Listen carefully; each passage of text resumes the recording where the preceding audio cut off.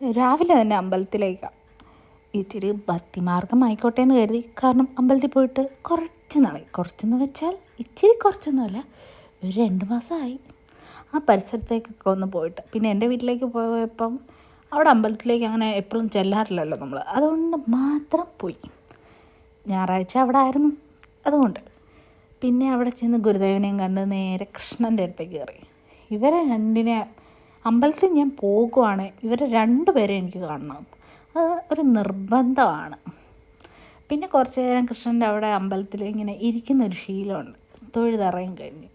അങ്ങനെ കുറച്ച് നേരം അവിടെ ഇരുന്നു. എന്നിട്ട് ഞങ്ങൾ ഇറങ്ങിയേക്കാം എന്ന് വിചാരിച്ചു. ഇറങ്ങിക്കഴിഞ്ഞ് കുറച്ച് പരിപാടിയുണ്ട്, തനയിനെ പോയി കൊണ്ടുവരണം. പിന്നെ ഞങ്ങൾ അവിടുന്ന് നേരെ ഇറങ്ങി തനയിനെ പോയി കൊണ്ടുവരാൻ വേണ്ടി പോകുന്ന വഴിയിൽ എനിക്ക് കുറച്ച് വിശപ്പൊക്കെ ഉണ്ടായി. നോർമലി എനിക്ക് അങ്ങനെയാണ്, വീട്ടിൽ നിന്ന് എനിക്ക് അത്ര വിശപ്പ് വരില്ല. വീടിന് വെളിയിലേക്കൊന്ന് ഇറങ്ങിയാൽ പിന്നെ എനിക്ക് വിശപ്പാണ്.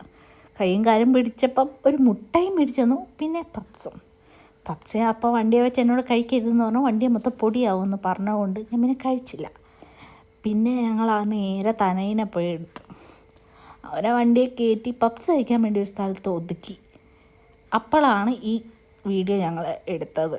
അവനാണെങ്കിൽ വണ്ടിപ്രാന്തനായതുകൊണ്ട് ഫുൾ ടൈം വണ്ടിയെ എന്തെങ്കിലുമൊക്കെ ചെയ്തുകൊണ്ടിരിക്കണം. പിന്നെ ഞങ്ങൾ വീട്ടിൽ വന്നു. അവൻ്റെ കൂടെ കുറച്ച് നേരം കളി, ഇടി, ബഹളം ഒക്കെ ആയിരുന്നു. അപ്പോൾ അത്രേ ഉള്ളൂ. Okay, by.